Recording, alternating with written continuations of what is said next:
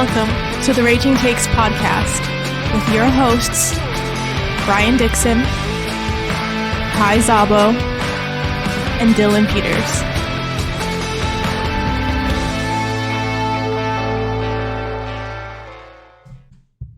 What's up, you turkeys? Welcome to episode 121 of the Raging Takes podcast. Today is Saturday, November 9th, 2024. I'm your host, Brian Dixon. Joined as always by my co-hosts, Kai the Commissioner Zabo and Dylan Peters. Good morning. Salutations. Good morning. It is a very good morning. It is a good morning. That's good. I've enjoyed it. What have you been doing?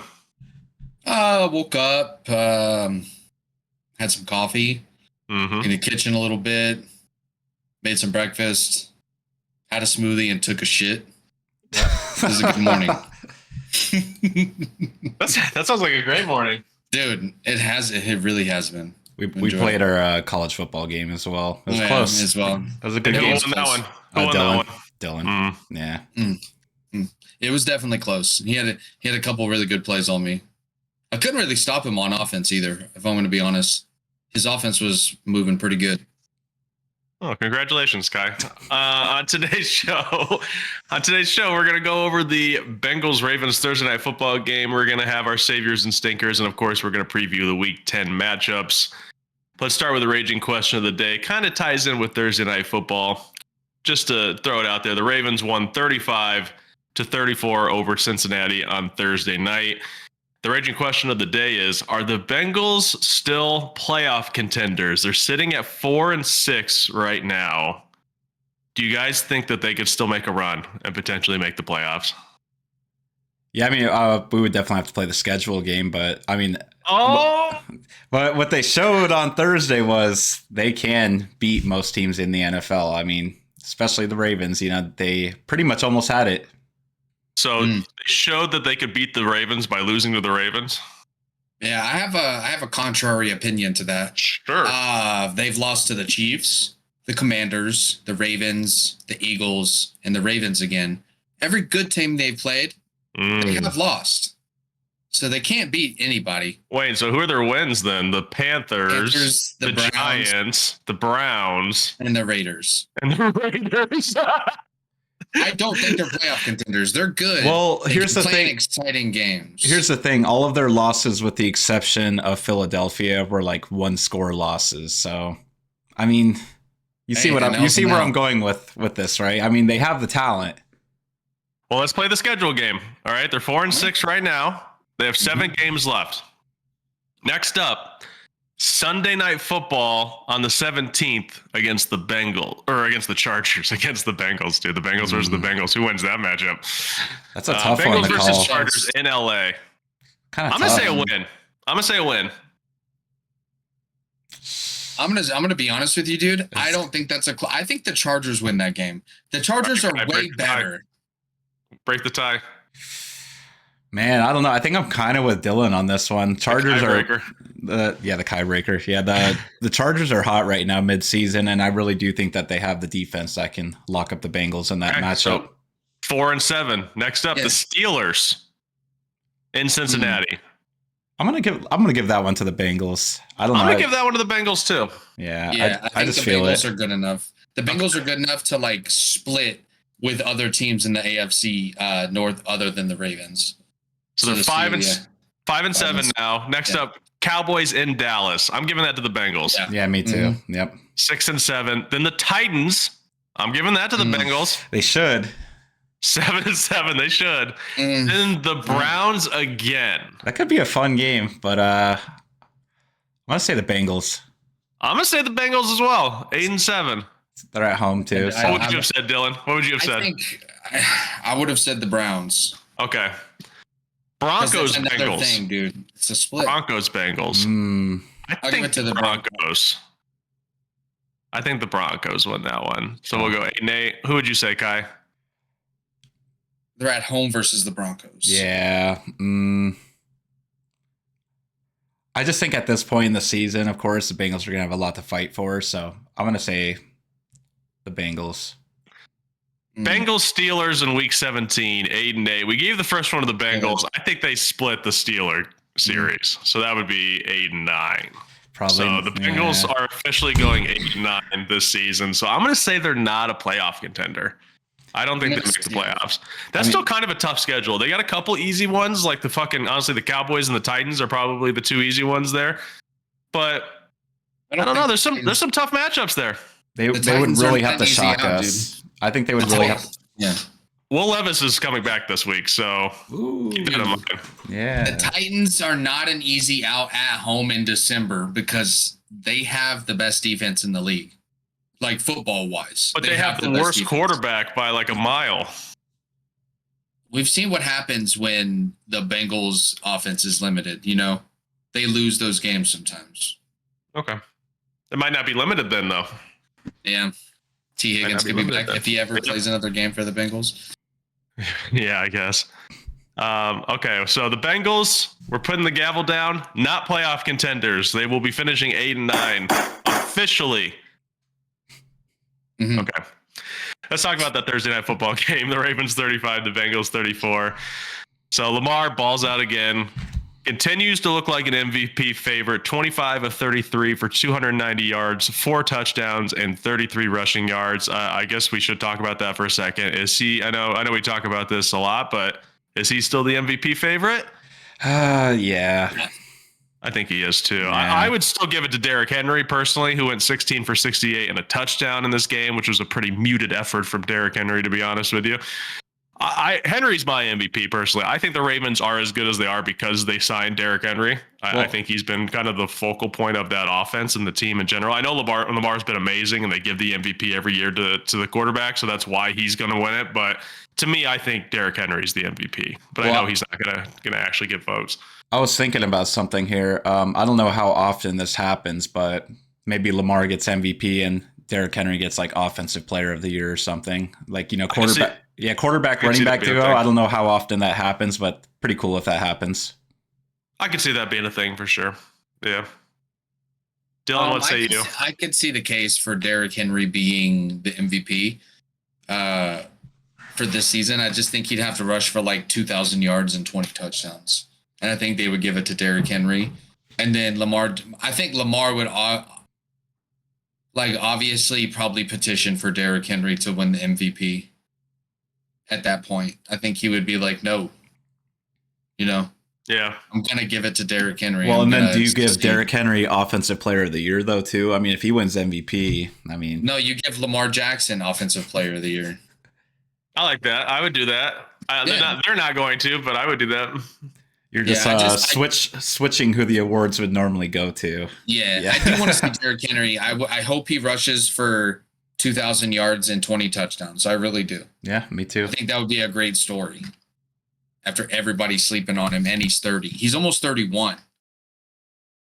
What other non-Ravens are even in the running right now? I know there's at least one that I'm not thinking about. There's at least one decent player out there. I think it would probably... Josh Allen. Josh Allen's the one I'm thinking of. Josh Allen would be... Yeah. I think there's a couple players that Saquon definitely could be, yeah. Yeah, maybe. If they're not going to give it to Henry, they're not going to give it to Saquon. Yeah. I just have to say, dude, if let's just say the Bengals do win 2 of those games that they lost. Like, let's just say they split with the Ravens and they beat another team and they're sitting with a better record. We're talking about Joe Burrow winning the MVP because he's got 24 touchdowns, 4 picks, almost 3,000 passing yards. He's doing really good. It's just the Bengals aren't. Did you hear that stat that the Bengals and the Ravens threw like a combined, I might be butchering the number, but they threw like a combined like 17 passing touchdowns in their 2 games played together. It was something crazy like that. It might not have been that much, but it was a lot. Burrow and Lamar were just slinging in both games. So this is the first game. Was a game that went down to the wire too. I think it was like 41-38 Ravens or something like that. In that game, there was 9 passing touchdowns. And then in this past game, let's just see, where is it? There was 8. Yeah. So 17. Oh, damn, I got it. So fucking that's exciting football right there, dude. It's kind of a shame that the Bengals aren't good enough. Maybe we could get a part 3 in the playoffs, but it doesn't look like that's going to be the case because they're going to finish 8-9. I mean, it really just shows how bad both passing defenses are. I mean, Take note. True. Yeah, I mean, I think the Ravens can be exposed in their secondary. We've seen that now.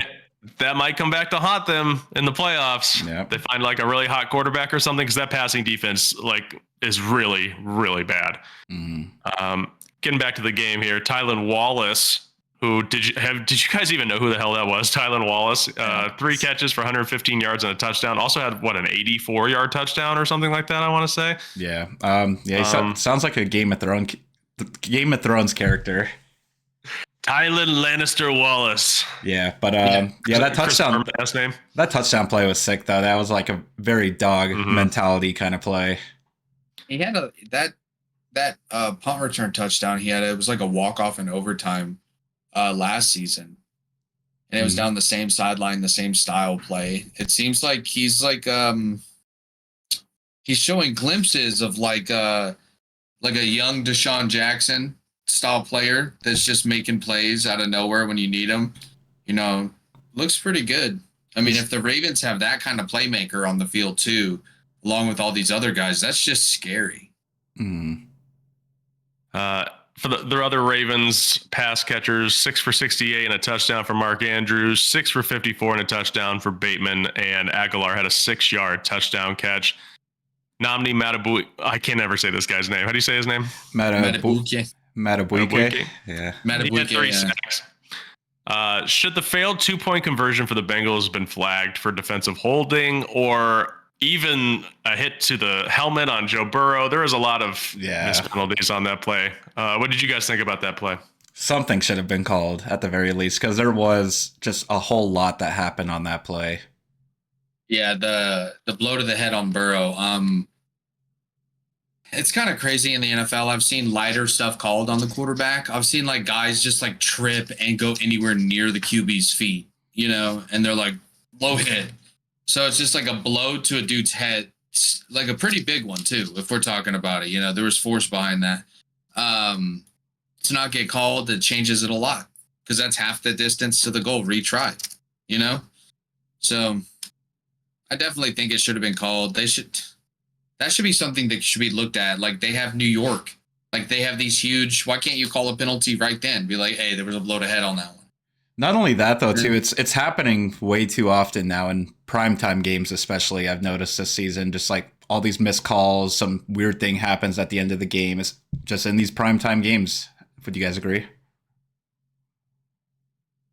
Yeah, I mean, I think that's just reffing in football in general, but yeah, it does seem to happen sometimes in primetime.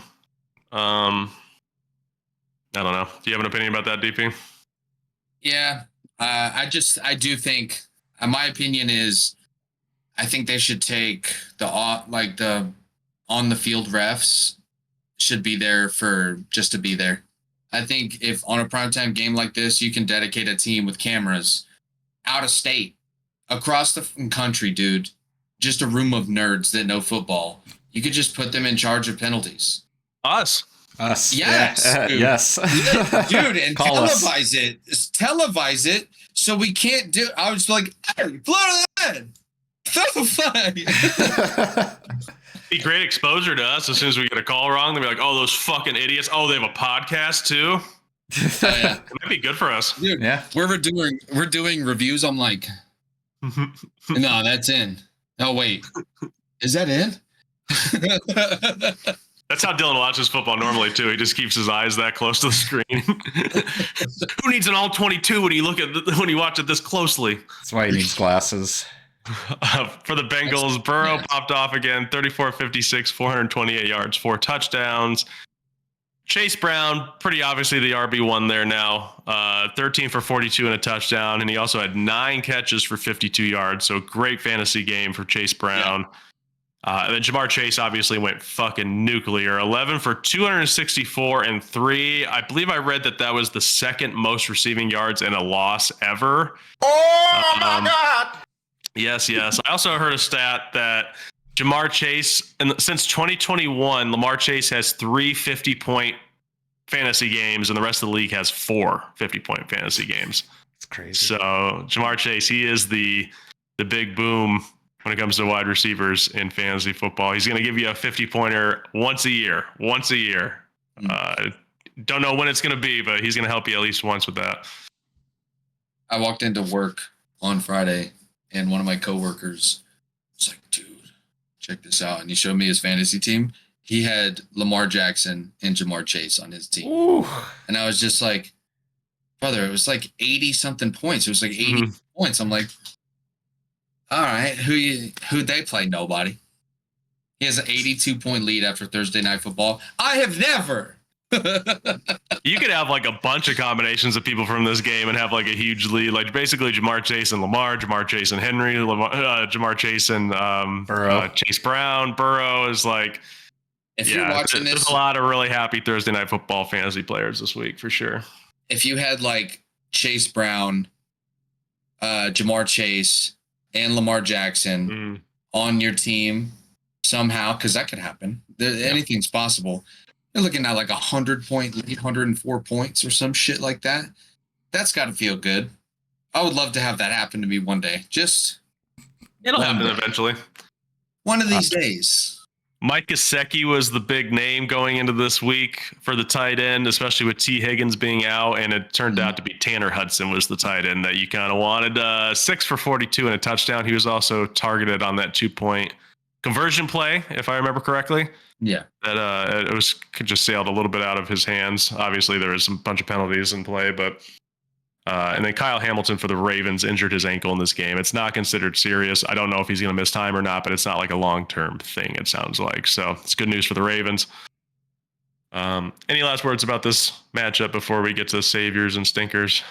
No, it was just a really great Thursday Night Football game. All right, let's get to it then. Saviors and stinkers time.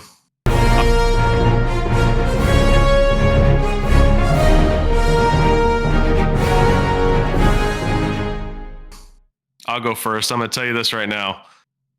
I'm not fully themed tight ends, but all my saviors are tight ends this week, okay? I'm a little late to the party. The boys stole all my guys. I had an audible here, okay? So here's some tight ends that Brian likes this week. This is my first one here. Taysom Hill. And I'm going to throw Juwan Johnson in as well. Just the Saints have no weapons at all right now.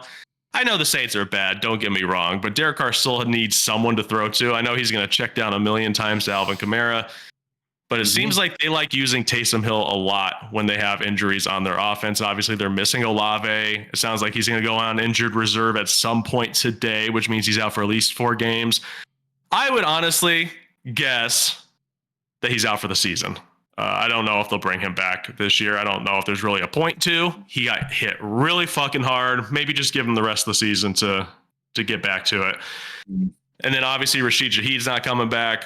I think Taysom Hill might be used.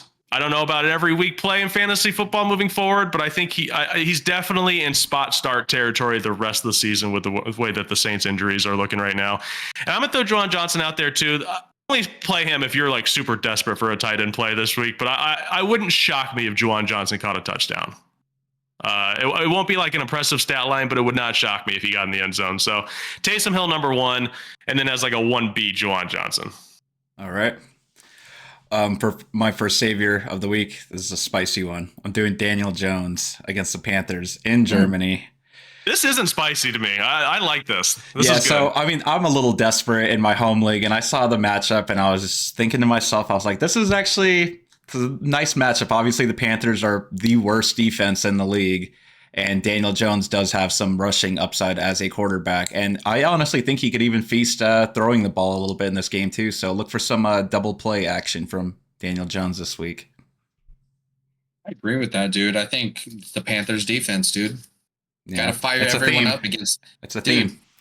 Even like was Malik Neighbors playing too? Yes, he is. Yeah, that's gonna be crazy. Mm-hmm. My first savior of the week.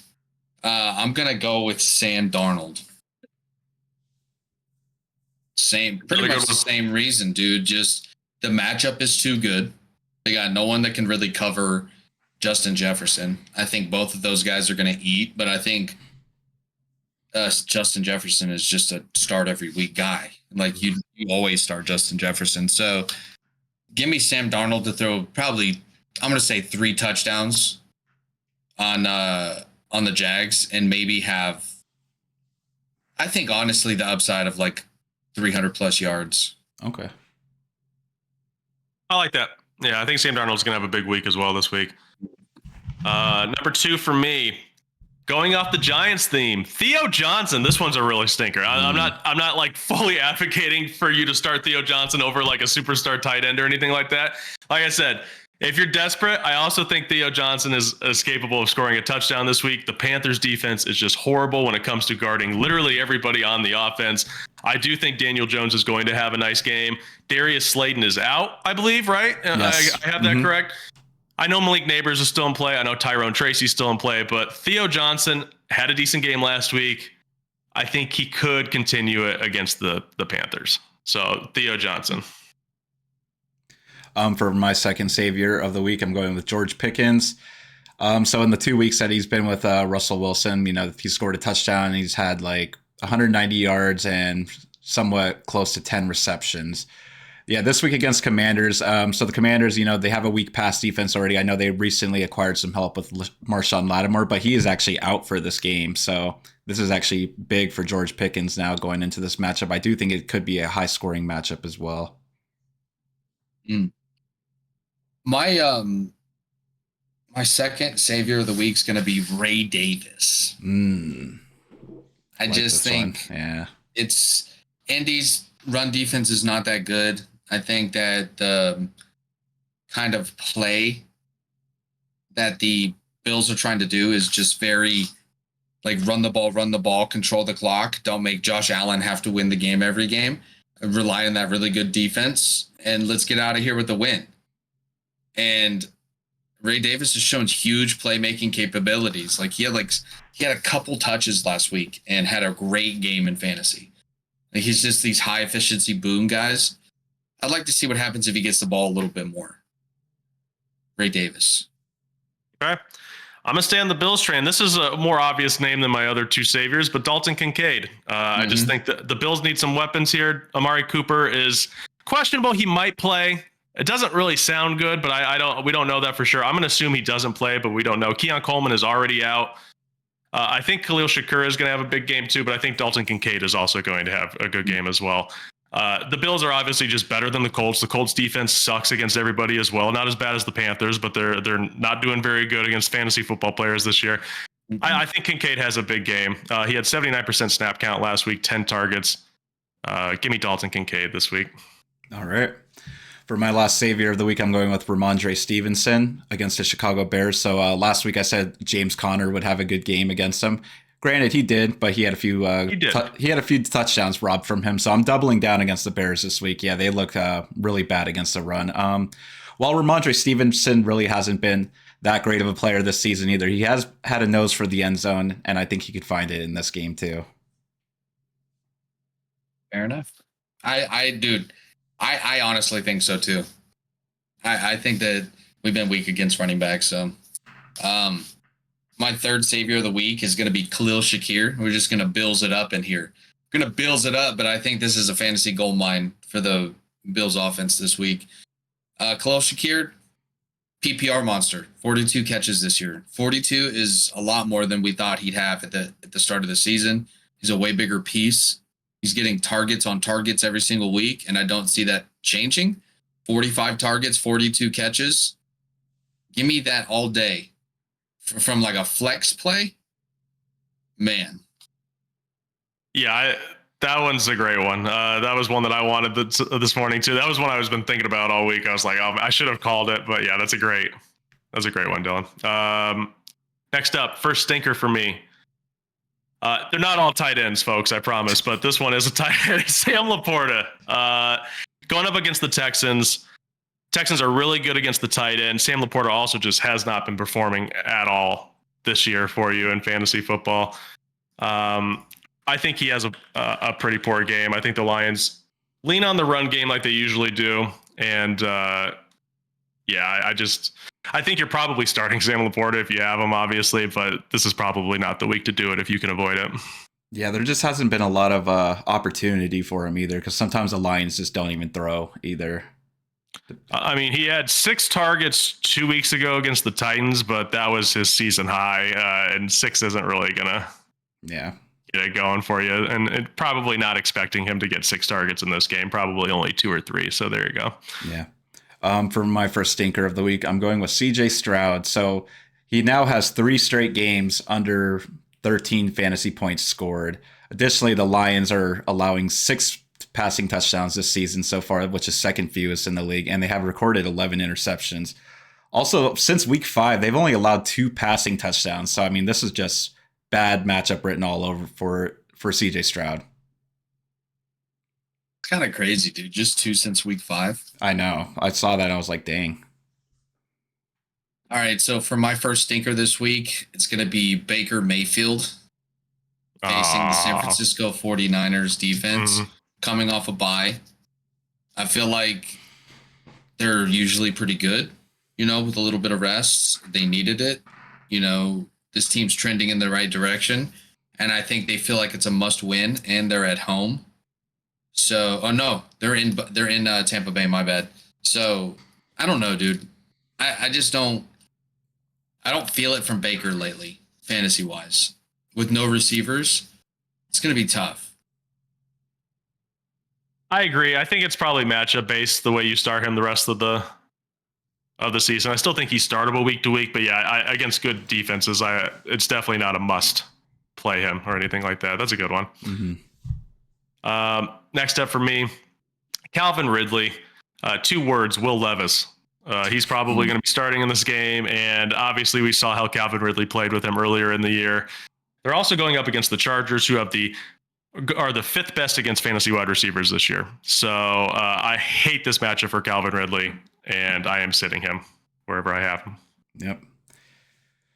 My second stinker of the week, Pat Freiermuth. Yeah, there's just been no upside, no floor either this season for him. He's only hit double digits once this season, only 5 targets through 2 games with Russell Wilson as well. And the Commanders are a top 10 defense versus the tight end. So, yeah, I mean, if you still have Pat Freiermuth on your roster and are even thinking about starting him, just don't.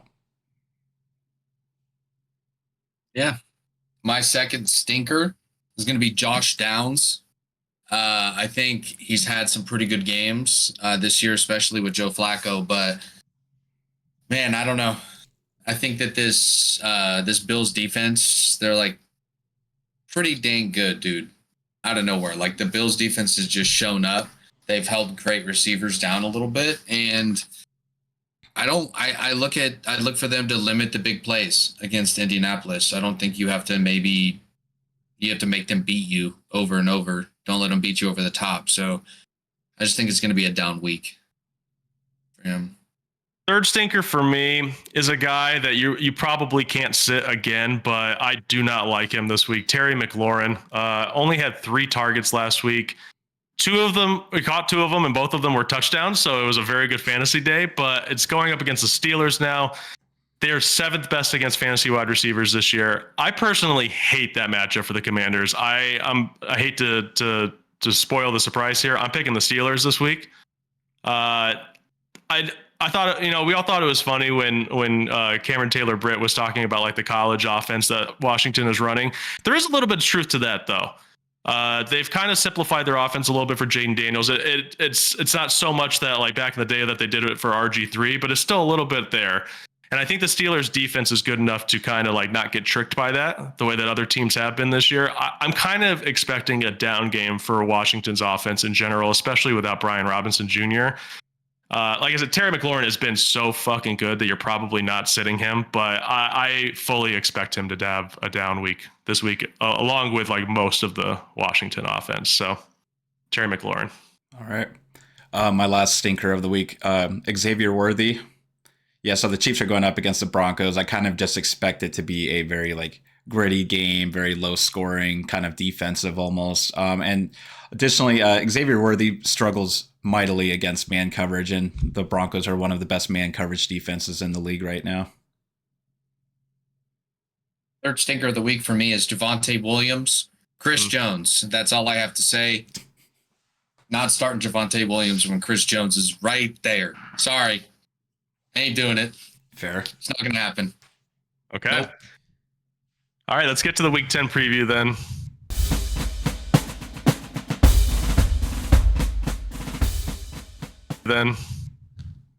First up, the Germany game. Giants 2-7, Panthers 2-7. We're so sorry, Germany. No, we're not. No, we're not. No, we're not. No, You know exactly what they did.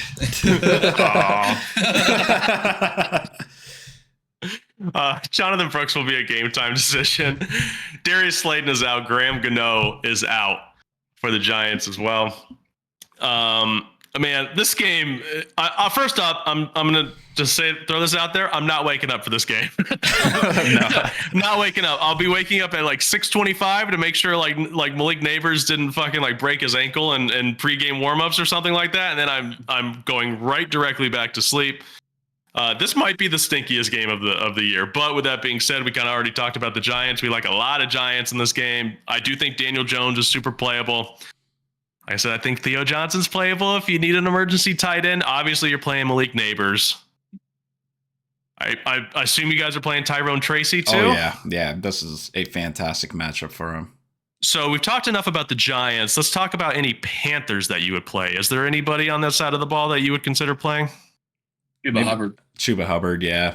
I think that's maybe Leggett. Yeah, Leggett. Whatever the... Leggett, I mean, he has a nose for the end zone for sure. I mean, and if Leggett you're in a deep, flexible. I mean, if you're in a deep league, maybe Jonathan Brooks if you're feeling risky, but that I would not do unless you're in the deepest of leagues. Yeah. I would say, I don't think I would play Jonathan Brooks first game. I don't expect them to include him. Yeah, well, I think they paid him on the idea that they would kind of have like a Monty Gibbs thing in the future with the two of them. That's how at least I assume. So I think there's plans for both of them. I think Chuba getting paid doesn't just completely eliminate Jonathan Brooks from their future plans, but I don't think their future plans are going to start today or tomorrow. Yeah, no, so, I think I agree with that. Yeah, that vision. Yeah, man, it's going to be interesting. It's going to be an interesting game for sure.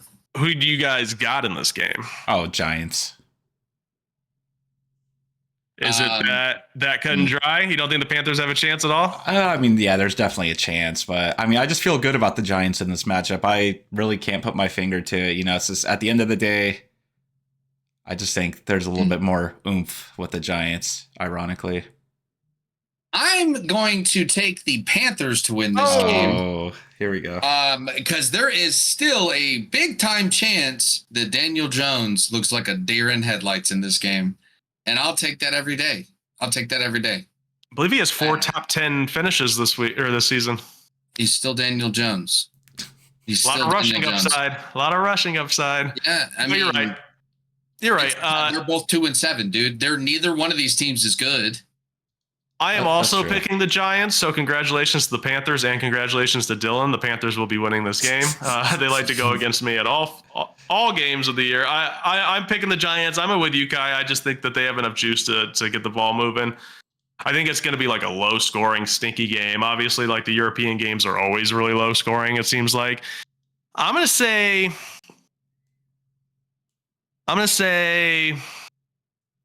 20-14 Giants. 20-14. I'll say 23-21 Panthers. Okay. 28-17 Giants. Okay. Yeah. All right. Next up, Patriots 2-7. The Bears 4-4. Kyle Duggar is out. Jaquan Brisker is out.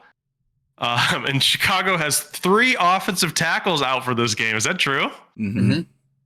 We have both backup. We're playing both. I think it's like our 3rd string left tackle and our backup right tackle. But I do have a case for it couldn't get much worse than it was last week, right? No, it couldn't get worse. It couldn't get any worse than that. No, right? Heavens no. So hopefully they just run the ball.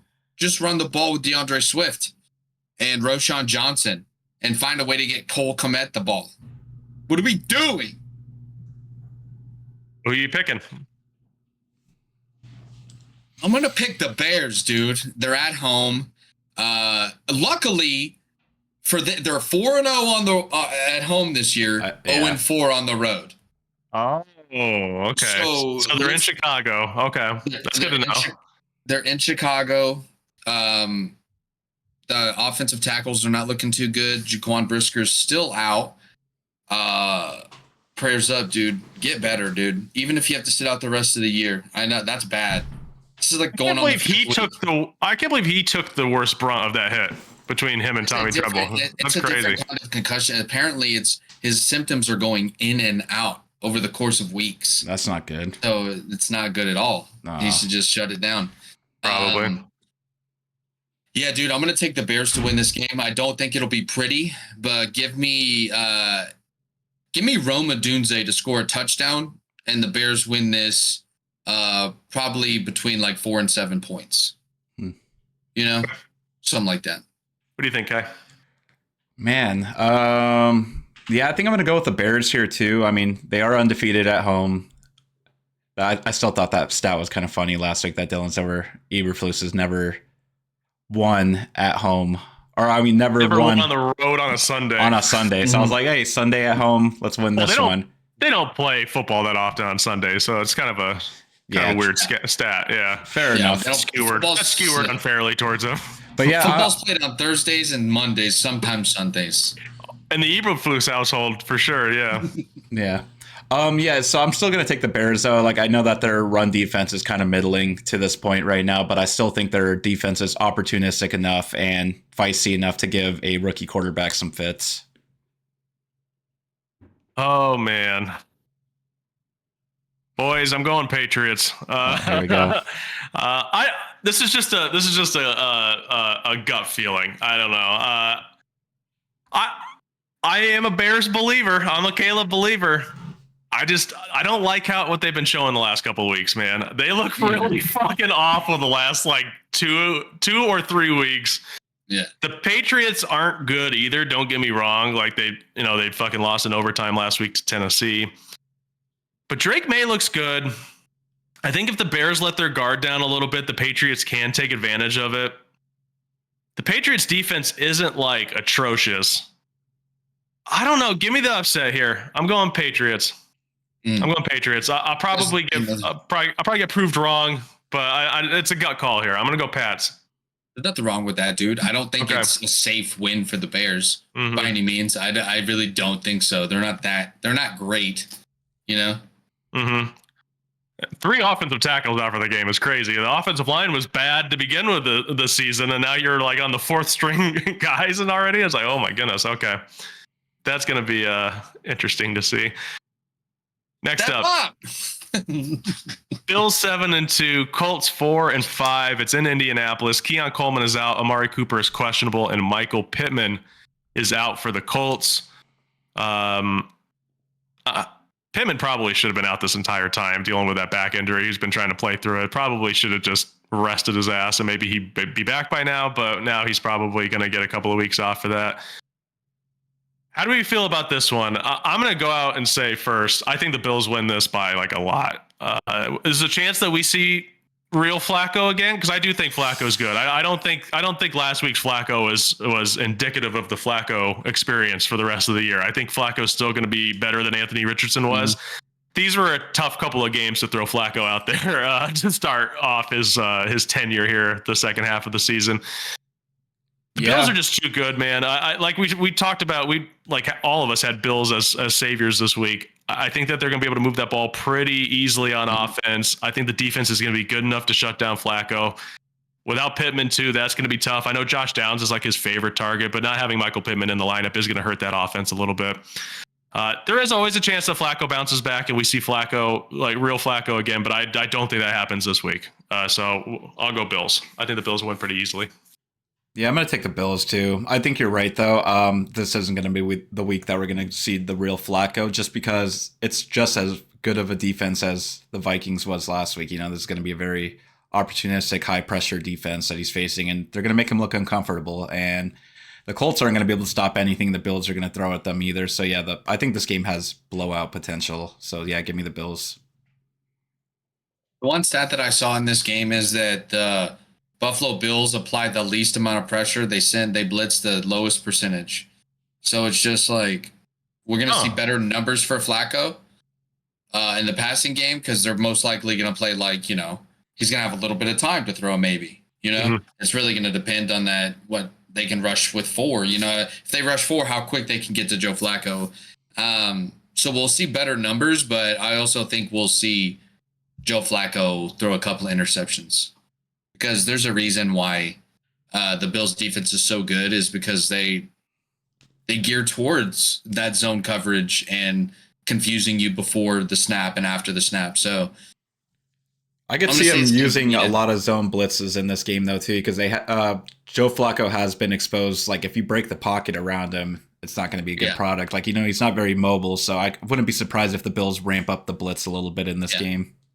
For sure. I don't think we'll see Flacco take another shit on the field like he did last week, but he pooped on the field. Yeah, pretty much. He had Anthony Richardson numbers. You said it. So you picking the Bills? Oh yeah. Okay.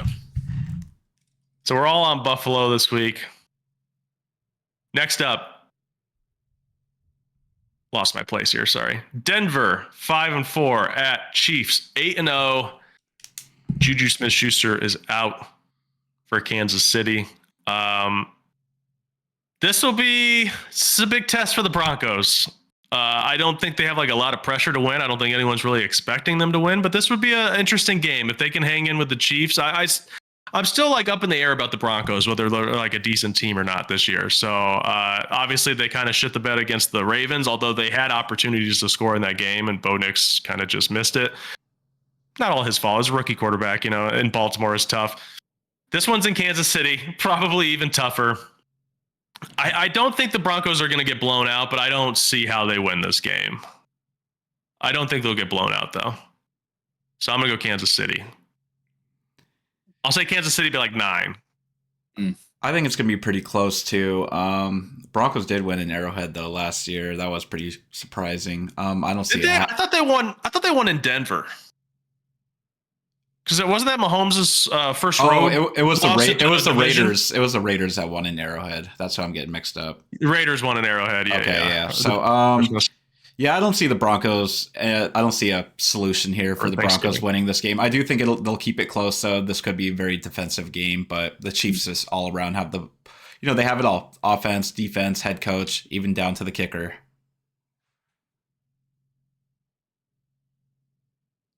I don't think this game's going to be close. I hate to tell you guys. You got Broncos blowout?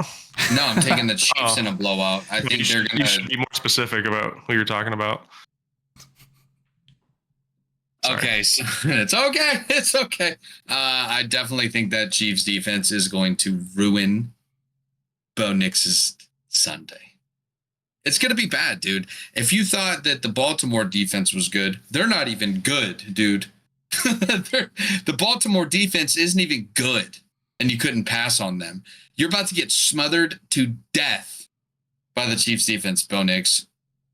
Bo Nix did miss 3 touchdowns in that game. He had 3 wide open touchdowns, so it could have been a nice day for them. He's gonna miss 3 more.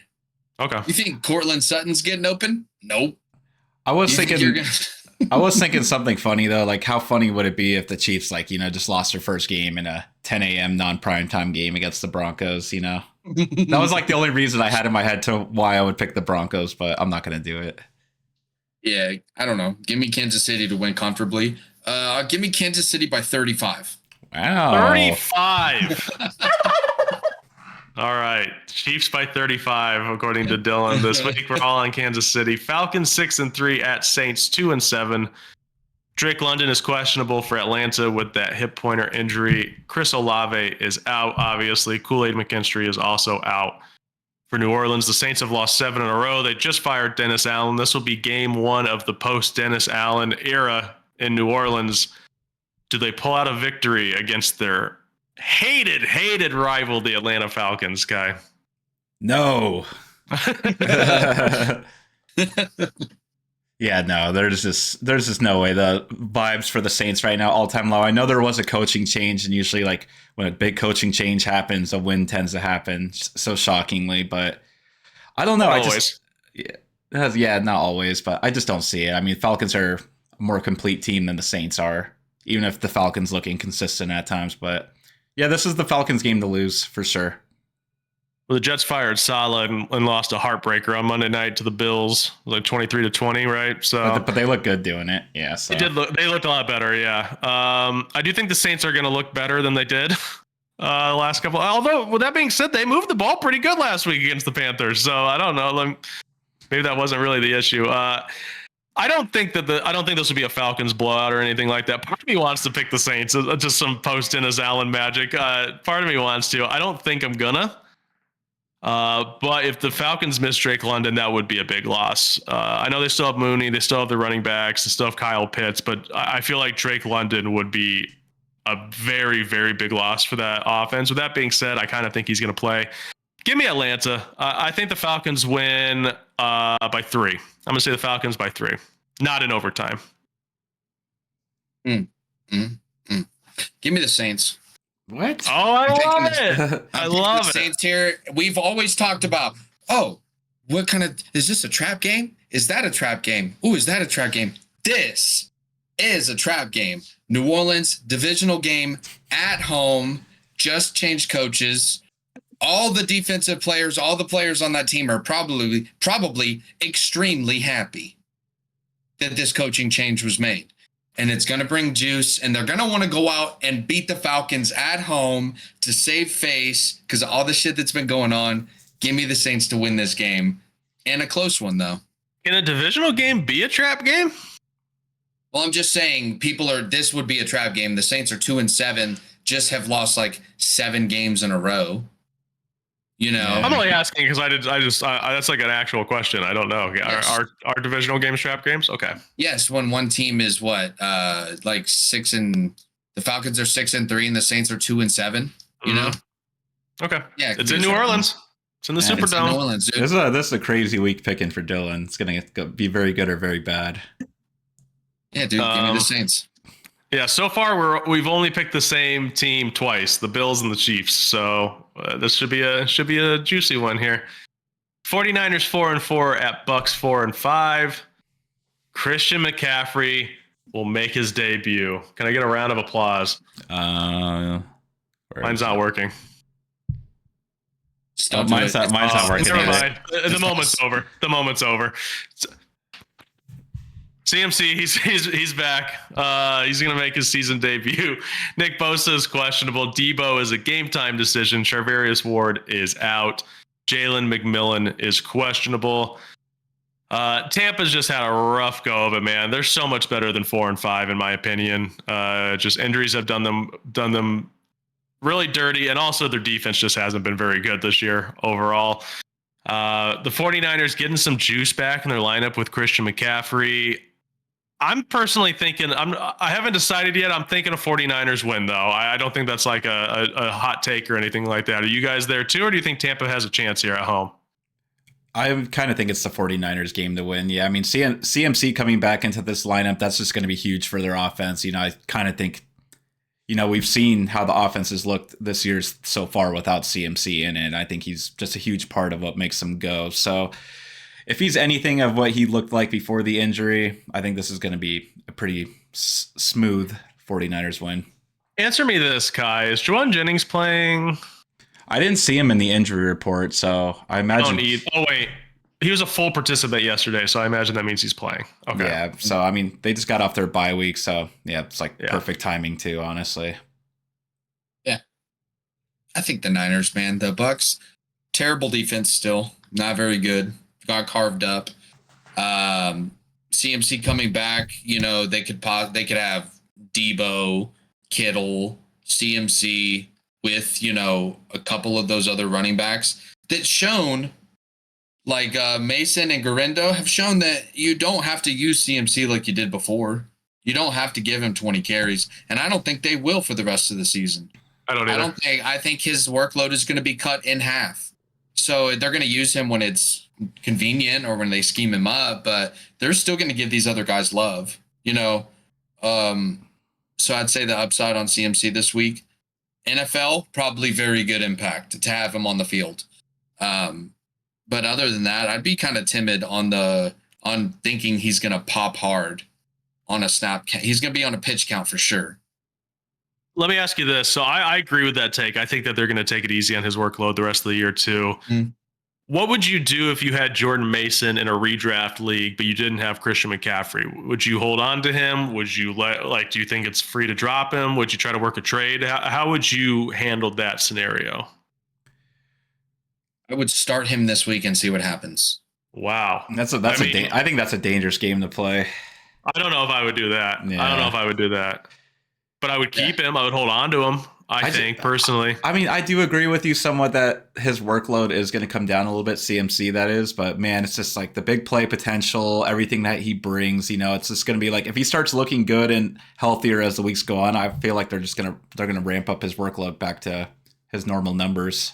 I think if they make the playoffs, which I imagine they will, that's when his workload will ramp back up to CMC numbers, which will be way too late for us to take advantage of that. I think if they're in the situation of if they're fighting for the division, like late down the season, like say the Rams or the Cardinals are still in contention, I think, we'll start to see CMC ramp up a little bit, especially if he's looking healthy still.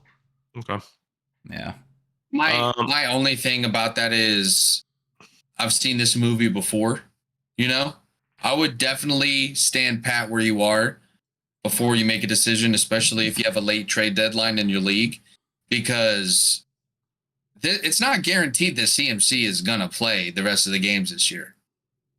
Tendonitis is a chronic thing that this could be a one-game thing like it was last time with CMC 4 years ago. I know it's like reaching into the bag of time to pull that one out, but just proceed with caution. Reaching into the bag of time. Yeah. I like that. I'm putting that in my back pocket to use later. I like that. Yeah. Okay. For Tampa, offensively, are you starting anybody? Rashad White? I think he's about the only one just because he catches passes. Yeah, I'm not starting any of the wide receivers. Cade Otton obviously is a must start, I think, on moving forward.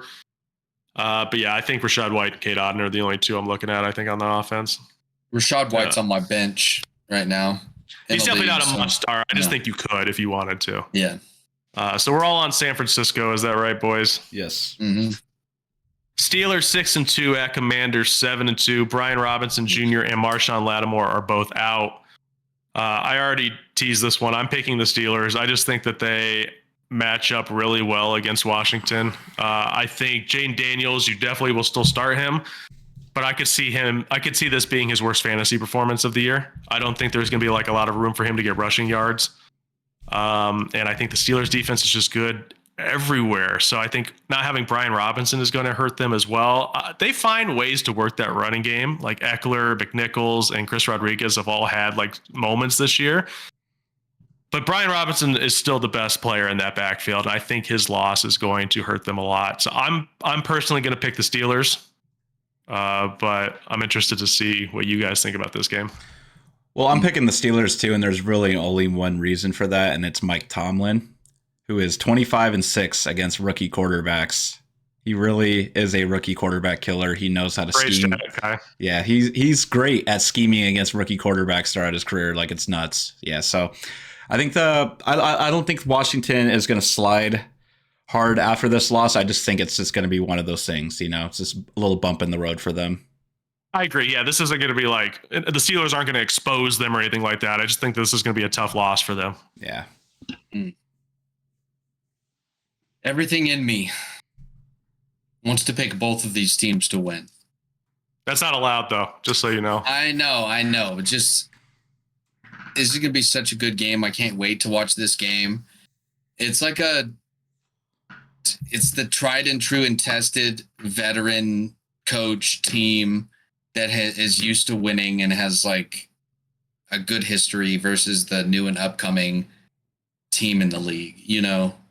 It's a tale as old as time, and it's in Maryland.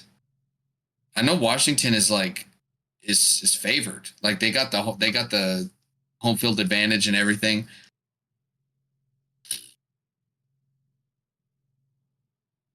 Is this the first time that FedEx Field has ever had home field advantage ever? Yeah, probably. It's not FedEx Field anymore, but you know what I mean. You know what, dude? Spit it out, bud. Give me Washington to win this game. There you go. I think it definitely will be close, but I think Terry McLaurin is going to continue to just tear teams apart. I think he has a pretty good game. This is how Dylan gets in gets the lead up in the standings. He just picks the favorite when me and Guy go away. Or he just fucking tanks. It's just obviously when the Commanders win 28-14, it's just be like, why didn't we pick the fucking Commanders? Me and Guy try to get too cute. Yeah, well, you might be able to catch up this week if this blows in Dylan's face. Or you could take a 4-game lead on me, Kai. Yeah, we'll see. Next up, Vikings 6-2, Jaguars 2-7. Brian Thomas Jr. is questionable. Gabe Davis is questionable. Trevor Lawrence is questionable. And Doug Peterson said on Friday that he is trending towards not playing. So let's start off with that. Do you expect better or the same from Mac Jones? I don't want to say worse because honestly, Trevor Lawrence is pretty bad. I kind of think better at this point because Mac Jones kind of looked good in the preseason, and he could be. If there's anything that this year has shown us, it's showed us that a lot of these guys just need to go to different teams. A lot of these quarterbacks that we've seen thriving now, they just need to go to different teams, and maybe Mac Jones could be one of those guys. So I think it could. I will say it was just the preseason, though. I understand. I'm just going with the theme of what I've seen this year, though. Darnold excelling now. Jameis, looking good for 1 week on the Browns. We have seen that Baker thriving with the Bucs. Some of these guys just need new situations, and I just really think Mac Jones could be that guy.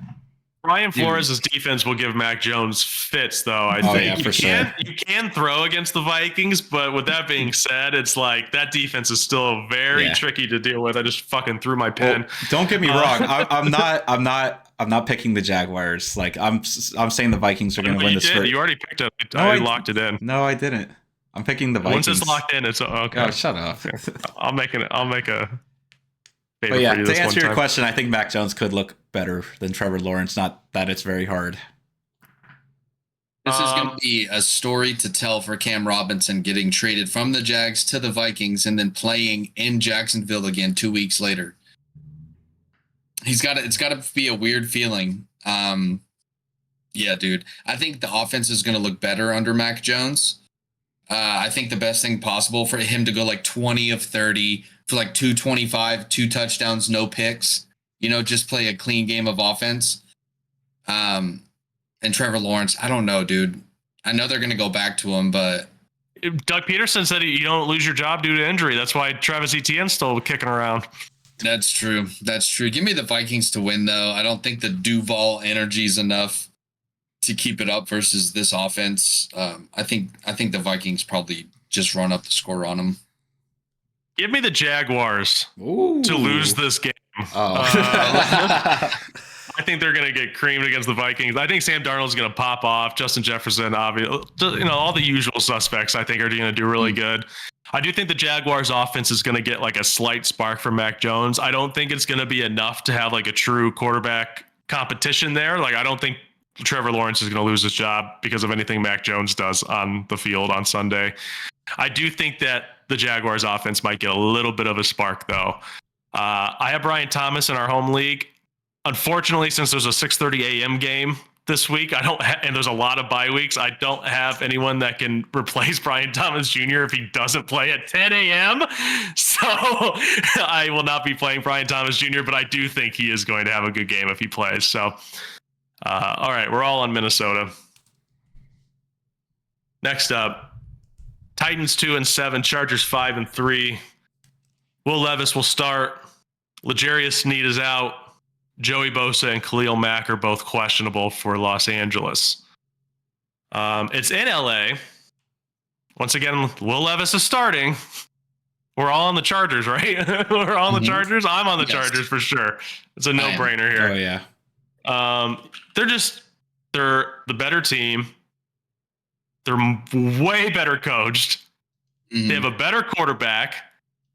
Do not have a better defense. That's the one thing where the Titans went over. But we've seen it time and time again. The Titans' defense is not good enough to win them ball games. So the Los Angeles Chargers have allowed 101 points this year. The Tennessee Titans have allowed 213 points this year. So the Chargers have the better defense. Points per game. Yeah, by a lot. They've only allowed 100 points. How many points? 101. So how many points per game is that? Over 8 games, that's like 17 points a game, 18 points a game. Dude, wow, I didn't even realize that. Yeah. That's really good. Yeah. I mean, if Bosa and Mac don't play, that'll hurt a little bit, but I haven't really even heard anything about either one of them, so I don't know if they are going to play or not. I don't know if they're trending towards one way or the other. I'm picking the Chargers. Apparently, they even have a better defense than the Titans, so I don't really see a way that the Titans can win this game. I'm gonna say Chargers blowout, and I'm also gonna call a scoregami game. Oh, is that a Kai scoregami guarantee? Yeah. Is that a new segment? Kayagami? Yeah.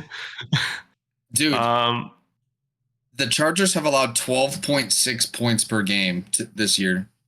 That's crazy. Yeah. 12.6? Yeah.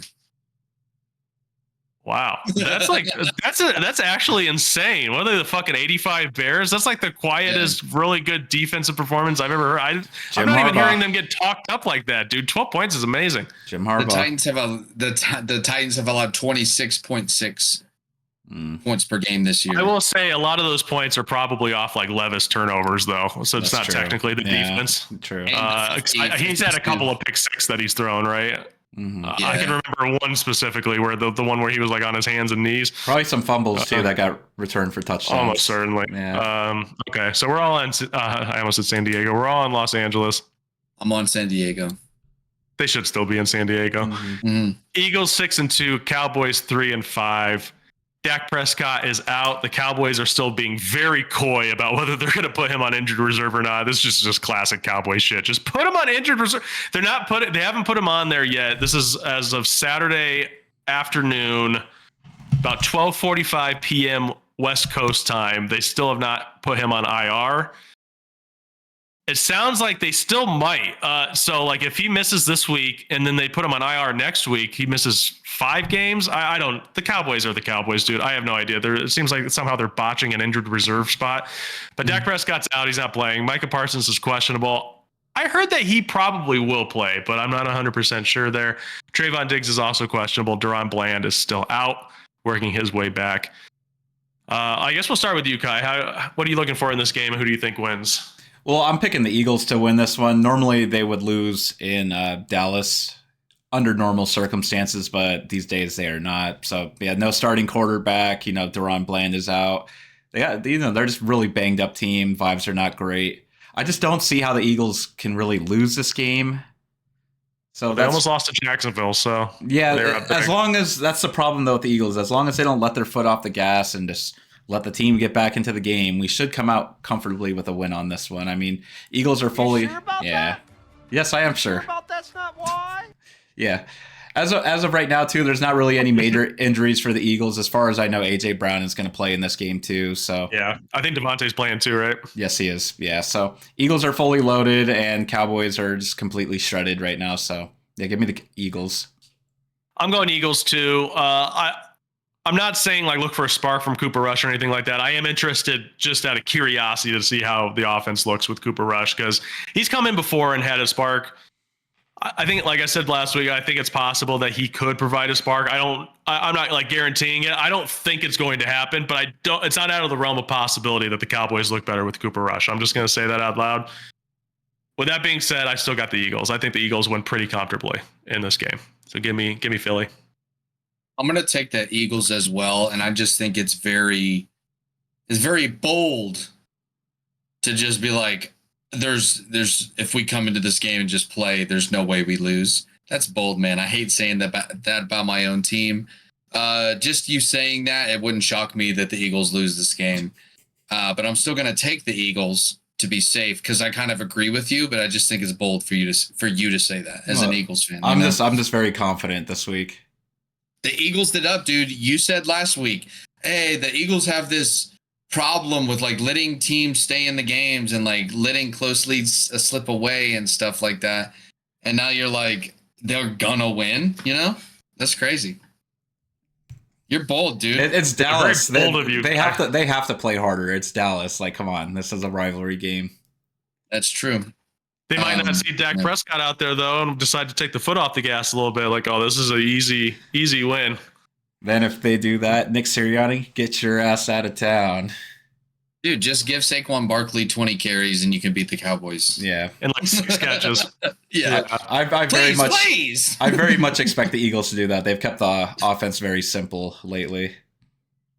Jets 3-6 at Cardinals 5-4. Tyler Conklin is questionable. Is that really the only injury for this game?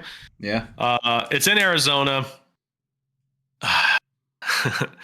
This is I don't know. I don't know about this one. I'm still thinking about this one. Do either one of you guys have an opinion about this one yet? I'm still thinking about who I think is going to win this. Yeah, I think in the schedule game we had the Jets winning this one, if I'm not mistaken. Oh. At least I did. I mean, well then say it with your chest, dude. What you got? I think the Cardinals can make it interesting, but I mean, I think with what we've seen from the Jets lately, I mean, if this keeps up, I think the Cardinals are a very beatable team for the Jets here. Is this a trap game for the Cardinals? I don't know. I don't know who it's a trap game for. I'm gonna say the Jets, dude. Fuck it. Yeah. I'm going Jets. The schedule game does not lie. The Jets are winning this game. I don't feel great about it. I actually think this is going to be a pretty fun game. Cardinals defense is kind of. I don't think Marvin Harrison's going to show up again this week against the Jets. I think Trey McBride will have a pretty solid game, and I think James Conner is going to be pretty solid. But I don't know. Man. I like the matchup for the Jets. Give me the Jets. I think Aaron Rodgers can torch this defense. Yeah. Wilson, Devontae Adams, Breece Hall. I think the Jets offense can move against the Cardinals defense. Give me the Jets. Yeah, Cardinals defense is ranked in the back half of all categories. So, are you picking Jets too, Kai? Oh yeah, for sure. Yeah, okay. If, I'm expecting Devontae, Garrett Wilson to all have big games. Yeah. There's only one team in the NFC West that has scored more points than they've allowed, and that's the San Francisco 49ers. The Arizona Cardinals playing a bunch of close games. Almost all their games are close unless they're playing the Bears. So, you know what? You know who I want my quarterback to be in a close game? Aaron Rodgers. Give me the Jets. I think what you said, Brian, is true. Breece Hall, Garrett Wilson, Devontae Adams. If Tyler Conklin plays, that's another weapon. It's just like there's so many weapons for the Jets, and it kind of does look like they're becoming a cohesive unit on offense a little bit. Like they've been playing better. So I think the Cardinals are very beatable. They've shown that they're very beatable. They play in close games, like I said, unless they're playing the Bears. Oh, did they play the Bears this year? Yeah, they just played the Bears. All right, so we're all on the Jets. Next up, Sunday Night Football. Lions 7-1 at Texans 6-3. Tank Dell is questionable. Will Anderson Jr. is out. Nico Collins is a game time decision, it seems like. Haven't heard much about him the last couple of days. I mean, they opened his practice window, and he could play this week. And as far as I know, he's still just questionable. So be on the lookout. With that being said, if Nico Collins is a game time decision, you got to have some sort of backup if you're going to wait until Sunday Night Football. So keep that in mind. Like, obviously, you're going to want to play him if he's in, but if you don't got anybody going for Sunday Night Football or Monday Night Football that you can throw in a pinch if he doesn't play, it's a little too risky for me. So I think it's truly up in the air right now. It makes it even hard to almost pick this game, too, because he almost does have that impact for the Texans. You know, like if Nico Collins is like guaranteed to play, it's like it might change my decision here a little bit, but other than that, imagine, sorry to cut you off. Also, imagine if Tank Dell and Nico Collins both don't play. Then it's like, well, it seems like Detroit's obviously going to win, especially how Houston looked the last week and when CJ Stroud's looked the last month. Yeah, but either way, I'm still taking the Lions, though, man. I mean, we've been saying it like every week on this podcast, but they're just the most complete team in the NFL. They keep steamrolling these teams, and the Texans haven't really looked that great. I mean, there's struggles on offense due to injuries, of course. CJ Stroud hasn't looked comfortable almost the last month. So, yeah, I just don't really see a way out for him here, even at home. Yeah, man. I know it's in Houston, but the Lions are actually dogs, road dogs. They go into places and they win. I mean, like They're undefeated on the road this year. Their only loss was at home. So I don't look at Houston as like a huge threat, regardless, just because of how great that defense is and also how great that offense is. It's almost like they know how to play football across all aspects of the game. Give me the Lions. I'm going Lions as well. Yeah, I mean, the Texans just did not look very good against the Jets. And knowing just what we know right now, knowing that there's a possibility that Tank Dell and Nico Collins both miss this game, there's just no way that you can comfortably pick Houston right now with the information that we have against the Lions, the best team in the NFL, probably. So, yeah, I'm going Detroit for sure against Houston. Although, honestly, before like last week, this game would be like, it is a really good Sunday Night Football matchup. Like, it is very interesting. It's one of the better matchups of the week, but this would have looked so much better if not for the Jets game, because the Texans just really stunk it up in that game. Mm-hmm. And now you're getting Detroit, who is a much, much, much better team than the Jets are. So, yeah, all of us are on Detroit for Sunday Night Football. Last but not least, Monday Night Football, Dolphins 2-6, Rams 4-4. Tyreek Hill did not practice on Friday with a wrist injury. It sounds like his status is very much up in the air. So be on the lookout for that, because Tyreek Hill legitimately might not play tomorrow or on Monday Night Football. Demarcus Robinson is also questionable.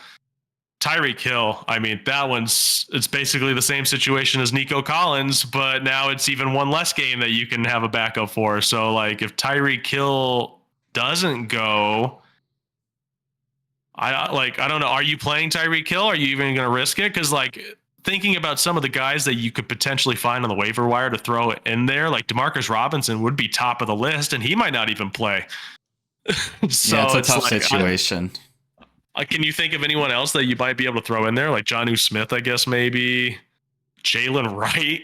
Just like an absolute emergency play. I don't know if I feel good enough about that. And Tyreek Hill hasn't even been that good to begin with this year. So I do not envy the fantasy managers that have to make that decision. Yeah. To be honest, what do you guys think about that? What do you guys think about the game? I probably wouldn't even risk it, just because even the Rams defense very much improving at this stage of the season right now. It's not really that great of a matchup. Also, when you think about it too, like kind of since Tua's been back though too, the Dolphins have been more of a run heavy team. You know, they still throw it, of course, but just not as much as they used to.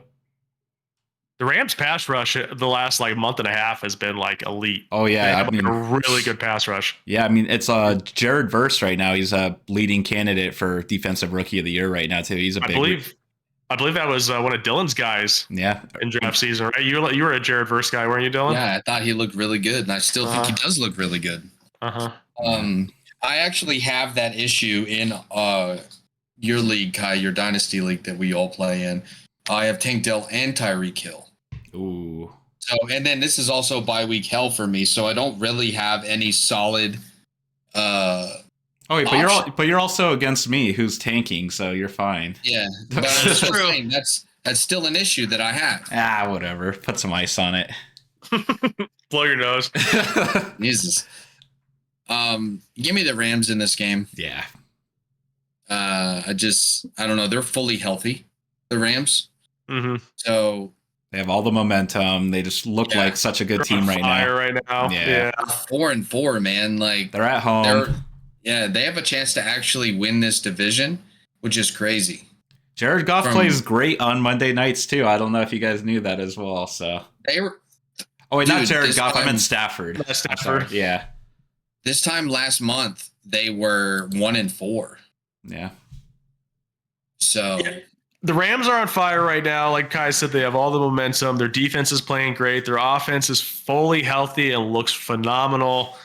The Dolphins, we know that their season's basically over. Like they're a fun team. Like they're better than 2-6, no doubt. But the problem with them, like obviously, you know, you could play spoiler the rest of the season and try to knock out some of these teams out of playoff positions. But the thing about the Dolphins is, under Mike McDaniel, they've never been able to beat good teams. So I don't even know if they can play playoff spoiler. They might just be really bad the rest of the year and go like 4-13. I don't know. I don't like this for them at all. I think especially obviously if Tyreek doesn't play, I think the Rams beat them pretty comfortably. I will say. Yeah. So I think we're all on LA.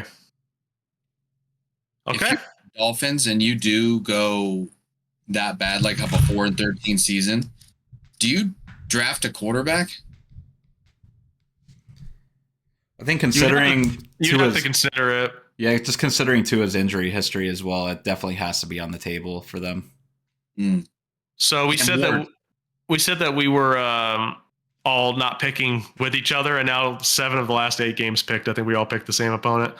1, 2, 3, 4, 5, 6, 7 of the last 8. After I said that, we picked the same exact team. So we'll see. There's a little disparity there, though. A little bit. Yeah. All right, that's it for us. As always, you can find us at Raging Takes everywhere: Facebook and Instagram, TikTok, Twitter, and YouTube. You can email us, ragingtakes@gmail.com. I'm at Montana Sauce on Twitter. Kai is at RTP Kai, and Dylan is at Such a Wise Fool. We'll see you on Tuesday for the Week 10 review.